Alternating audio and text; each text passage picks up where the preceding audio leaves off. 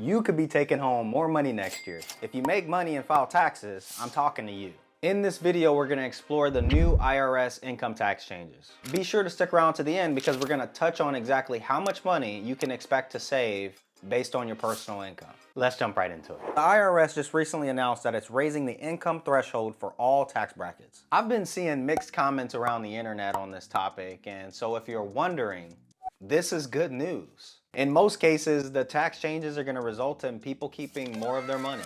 Every year or so, the IRS updates various numbers within the tax code to keep up with inflation and prevent what is called bracket creep. In short, bracket creep is when inflation starts to push income levels into higher tax brackets. The result is a negative one where people start to see an increase in income taxes, but no real increase in purchasing power. To counteract bracket creep, the IRS updates the standard deduction, federal income taxes, Social Security income amounts, and even other figures like the estate tax. When inflation stays under control and within the normal 1 to 3% range, we see normal adjustments to the IRS tax figures. However, this year we're experiencing hyperinflation with many months tracking in the 8% range. This is what has triggered the largest change to the IRS deduction since 1985. With that being said, here are the changes for the tax brackets for the year of 2023. I've laid out these numbers side by side so you can see how they're changing in 2023 for both single filers and married filers. One thing that can be confusing about this chart is how to actually calculate what your taxes are gonna be depending on what you're making. You see, just because I made $50K for the year doesn't mean I'm gonna be taxed at the full 22%.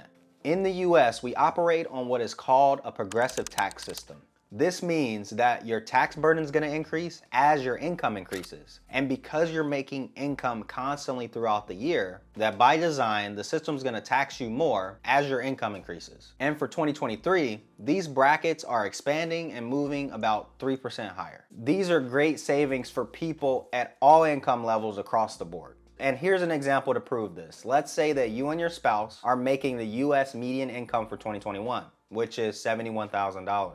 Let's calculate what the federal income taxes are gonna look like for our 2020 year versus our 2023 year. We're gonna start off by taking the standard deduction for our $71,000. This is gonna reduce our taxable income to $45,100. We're gonna max out the 10% bracket, leaving us with $2,055 taxes owed there. We're gonna enter the 12% bracket with $2,946 owed there. That means total for 2022, we're gonna owe $5,001. For 2023, we're gonna take the standard deduction as well, but it's actually more, so our taxable income is gonna go down to $43,300. We're gonna max out the 10% bracket on income again, so we're gonna owe $2,200 from this bracket, and then we're gonna enter the 12% bracket paying $2,559. So for 2023, we're gonna owe $4,756. If you make $71,000 a year, you can expect to see around $250 back in your pocket come 2023 tax season.